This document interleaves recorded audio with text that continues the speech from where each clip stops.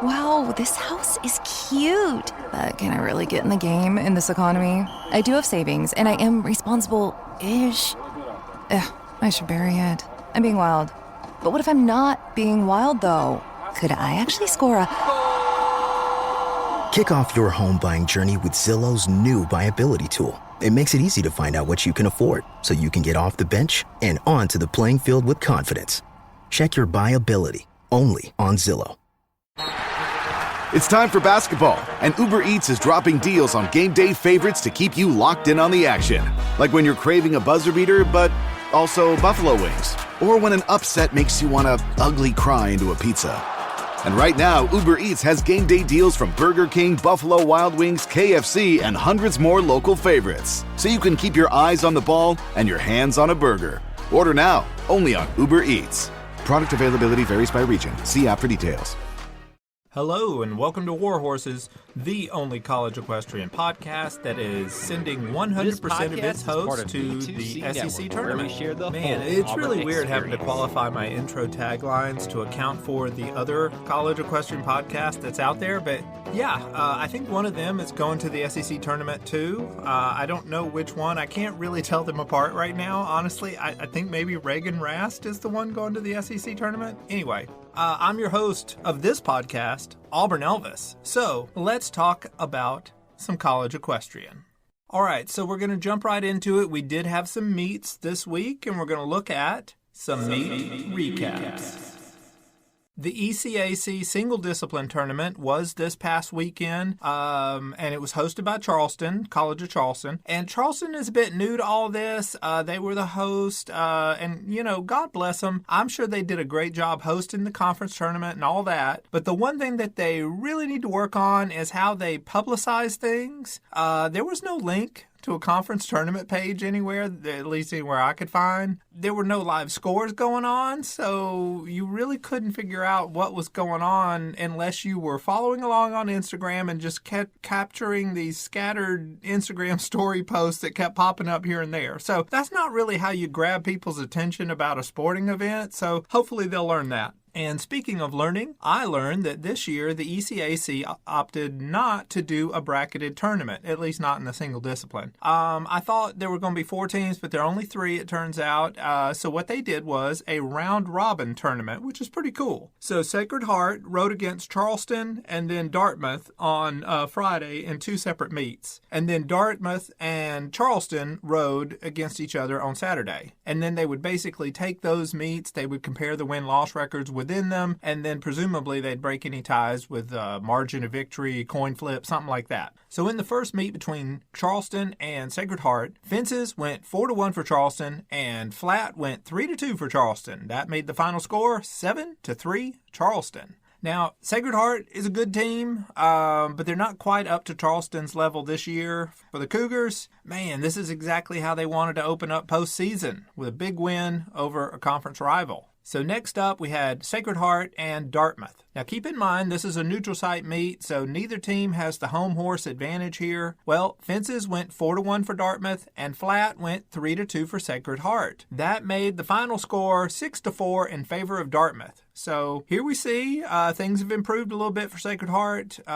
If they'd done just a little bit better over fences, who knows what would have happened. They might have gotten a win. But still, this was a decent showing for them overall. For Dartmouth, this was a nice win. It sends them into a winner-take-all meet with Charleston the following day. So let's jump over to that. Now, I will say all season long, I have had Charleston above Dartmouth in my rankings almost all season long. Meanwhile, the NCEA voters, they have had Dartmouth above Charleston, I think, every single week. So let's just see which team is actually better on neutral horses, shall we? Fences went 3-2 for Charleston, and flat went 4-1 for Charleston, making the final score 7-3 in favor of Charleston. So yeah, there you have it. You know, Dartmouth, now they place second in the tournament here, which gets them in a great position to still get an invitation to the national championship down in Ocala. As long as nothing weird happens over in the ODAC tournament this weekend, yeah, Dartmouth is in it. But man, College of Charleston, This was another big win in a season of big wins for them. Now, they rode a little bit last season, but this is their first full year as an NCEA team, and they are just on fire. They are a shoe-in for an invitation to Ocala, and they're probably going to get seeded second or third, and they'll likely ride against the runner-up in the ODAC tournament. Now, speaking of which, let's take a look at some meet previews. Okay, so the other single-discipline conference out there is the Old Dominion Athletic Conference, and this year is hosted by Lynchburg. Now, the Hornets have got a little bit of Charleston's problems right now in that they ain't published nothing about the brackets or teams or anything like that. So here's what we're going to do. I will tell you how I would organize this whole dang thing, and we will just go from there. The teams that I think are in their conference, because again, they don't even really post that, are Sweetbriar, Lynchburg, Suwannee, Bridgewater, and Berry. Now, there's a chance that Berry won't be competing in the tournament, but let's just say they are. If so, then that first meet would be a quarterfinal between Bridgewater and Berry. Now, this is really interesting because these teams have split their meets this season, and I think this one's going to be pretty close if it happens. In the stats, Bridgewater averages about 3.7 points per meet, and Berry averages about 3.2 points per meet. So advantage to Bridgewater there, but that's pretty close. And it leaves about 3 points that would be unspoken for. So if either team could get hot, get those toss-up points, then they could win this. But I'm going to go with the stats here, and I'm going to give the slight nod to Bridgewater to win and advance.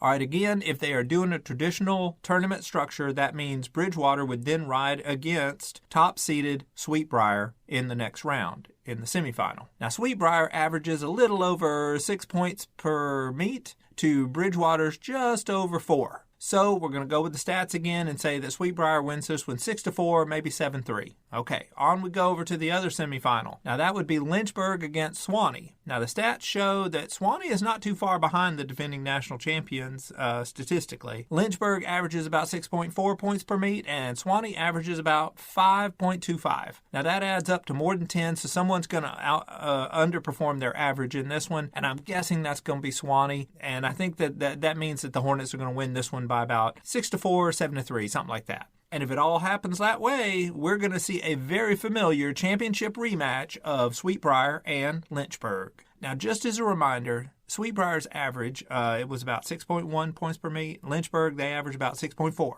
right, so going by the stats, I think I'm going to pick Lynchburg in this. I'm going to say it's going to be very close. I'll say it's going to be 5-5 and that the tiebreaker will go to Lynchburg. So if that happens, then both these teams are going to get an invite to Ocala, okay? Because they're both darn number 1 and number 2 in the nation right now. So they ain't going to get left out. I think the ODAC winner is going to be the number 1 seed in the national championship, and I think the runner-up will be either number 2 or number 3, depending on what they want to do with the winner of the ECAC Charleston. So that is all of our single discipline tournaments. Now let's look at the larger programs, the dual discipline tournaments.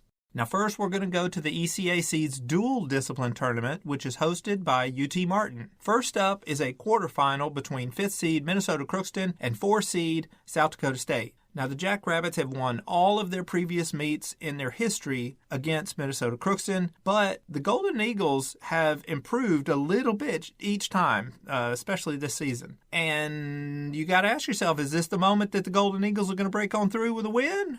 Probably not. South Dakota State averages about 7.68 points per meet, and Minnesota Crookston averages about 4. So that right there, you figure, okay, advantage Jackrabbits. I think most of the toss-up points are going to go to South Dakota State. There's probably about 9 toss-up points, and so when you look at it, the final score is probably going to be something like 12-6 in favor of the Jackrabbits.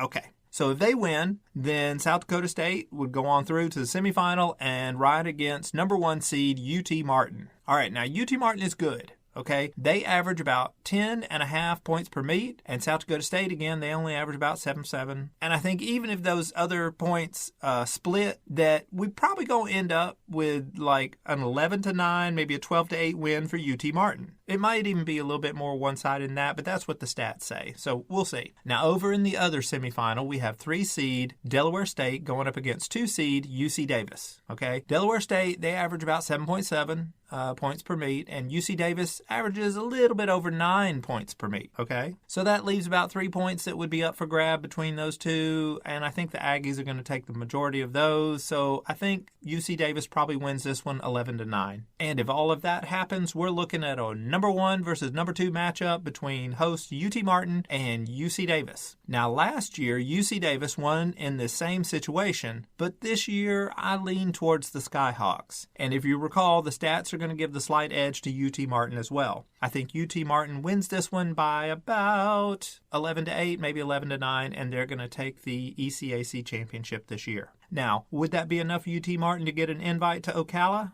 Probably not. There happens to be a log jam of teams right ahead of them in the rankings, and I think that's going to keep them out of the national championship tournament. So now let's talk about a tournament involving 2 of those log jam teams, the Big 12 tournament. The first semifinal to look at is number 1 TCU versus number 4 Fresno State. TCU averages about 11 points per meet. Fresno State, they average about 10. So on paper, this looks pretty close. TCU has been a little up and down lately, but I think they're still going to get the win by a point or 2. I think this one will be about 11-9 in favor of TCU. In the other semifinal, we have number 2 Oklahoma State versus 3 seed Baylor. Now, Oklahoma State averages just under 11 points per meet. Baylor, they average about 9.3 points per meet. So just straight up, that's an 11-9 win for the Cowgirls. And I think that's reasonable considering how well Baylor's doing. Some of y'all might think that Oklahoma State's going to do a lot better. I mean, and they might, but the stats say that it'll be closer than what a lot of y'all are thinking. So if those meets go that way, then we're going to have another 1 versus 2 championship meet. TCU and Oklahoma State. Now, they both average around 11 points per meet, so this is really close. This is a toss-up. And again, when you look at recent history, the past 2 years, we have seen a red-hot TCU team get upset by the Cowgirls in the Big 12 championship. But I don't think it's going to happen this year. This year, I think the Horned Frogs will prevail and that they're going to win by about a point or 2 and take the Big 12 championship. Okay, just one more tournament left to talk about, the SEC. Now, Friday is going to kick things off. We're going to have semifinal number 1. It's going to have 2 seed Georgia going up against 3 seed Texas A&M. Georgia and Texas A&M both average about 11.2 points per meet. So something's got to give here. Georgia has been riding better lately, so I think that's an advantage for Georgia. But let's look at how each of the events breaks down. The stats give A&M a 3-2 advantage in fences. Georgia has a 3-2 advantage on the flat, so those cancel each other out. Horsemanship is a bit weird. A&M gets a lot of their points just spread out over all 5 of their riders, whereas Georgia has 3 riders that really tend to get most of their points. So I'm going to lean towards Georgia winning this one 3-2. And in reining, A&M has 2 legit All-Americans and then 3 other riders who could get their points, maybe depending on who they get matched up against. Whereas Georgia has 3 good reigners and 2 not so good reigners. So I think A&M's going to take this one, and I think it's going to be about 3-2, maybe 4-1, or maybe even 5-0. So basically, whatever happens in reining is probably going to dictate this whole meet. If Texas A&M wins reining big, I think they're going to get a 1 or 2 point win. And that's what I'm going to predict happens. I think Texas A&M will win by about a point or 2 and upset Georgia. Now, in the other semifinal, we have number 1 seed Auburn versus number 4 seed South Carolina. Now, the stats love Auburn, and for good reason. The Tigers average 12.4 points per meet to South Carolina's 10 points per meet. Fences should be about a 3-2 or a 4-1 win for Auburn. All right. Now, flat is going to go 3-2, maybe 4-1 for South Carolina. All right, so those cancel each other out. Horsemanship, it might be an Auburn sweep, unless Alexis Pott over at Carolina, if she gets a point for the Gamecocks, then, she will prevent a sweep. So no pressure on her, but conservatively, we're going to say that Auburn wins this one 4-1. And in reining, Auburn also has the edge here, but Carolina has 4 solid riders who will push for some points, so I think this one's going to go either 3-2 for Auburn or maybe a 2-2 tie. So adding all that up, we have a bit of a range here. We have anywhere from Auburn winning 14-6 down to Auburn winning 10-9. So you can see, depending on how things go, this is pretty close. I'm going to split the difference between those two extremes. I'm going to say that Auburn ends up winning 12-8. Now, if that happens, we're looking at an Auburn versus Texas A&M final. Now, Auburn has the overall advantage, but let's break down how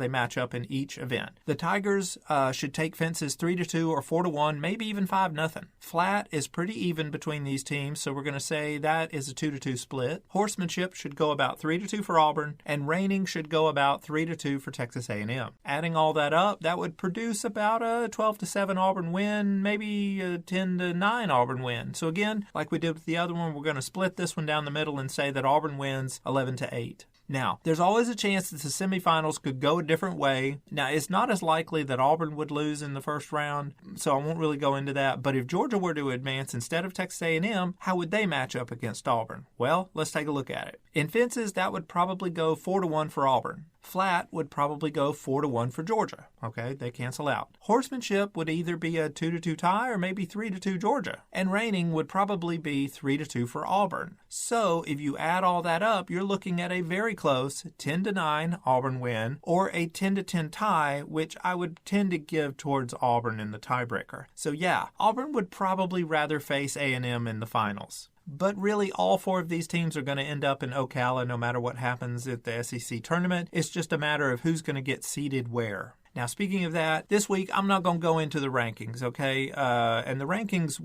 after conference tournaments are done, the rankings are going to be the seeds in the national championship tournament. So I'll talk about those depending on how those come out. I think all of y'all know that I got problems with the NCEA rankings, and that's just is what it is. But hopefully this week's action is going to make it plain to everybody who deserves to be seated where, regardless of whether or not they rode in a conference tournament. So look out for me online on Friday and Saturday, where I will be posting live updates of the SEC tournament, and maybe I'll sneak in some of the other tournaments action as well. I am your host, Auburn Elvis. I'll thank you very much for listening, and War Horses. Thank you for tuning in to today's episode on the E2C Network. On your way out, I want to remind you to stop by e2cnetwork.com. It's your one-stop shop for all our content across our podcast, YouTube channel, and much more. To stay up to date with us, make sure you're following social media accounts such as Facebook, Twitter, and Instagram. While our content here may always be Auburn sports heavy, if it's orange and blue, it's what we do. War Eagle.